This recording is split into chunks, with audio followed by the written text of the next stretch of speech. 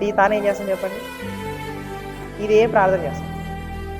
ఎలా చేయాలంటే, పరలోకమందున్న మా తండ్రి, నీ నామం పరిశుద్ధపరచబడును గాక, ఇదిగో నీ రాజ్యం వచ్చుగాక కాదు, నీ రాజ్యం వచ్చేసింది, ఇదిగో నీ రాజ్యం విస్తరించునుగాక.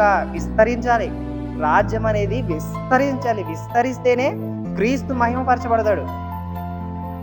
పౌలు గారు ఎలా ఆలోచించారంటే, ఇదిగో శీఘ్రముగా వాక్యం ప్రకటింపబడాలి, ఎట్టి పరిస్థితుల్లో కూడా ఆగకూడదు, వాక్యము బంధింపకూడదు. జైల్లో ఉండి కూడా వాక్యాన్ని బంధించకుండా పత్రికల ద్వారా సంఘానికి పంపించాడు. ఇప్పుడు చెప్పండి, రాజ్యం విస్తరించిందా ఒకే తరుందా? విస్తరించింది, రాజ్యం వచ్చింది. ఎక్కడొచ్చింది?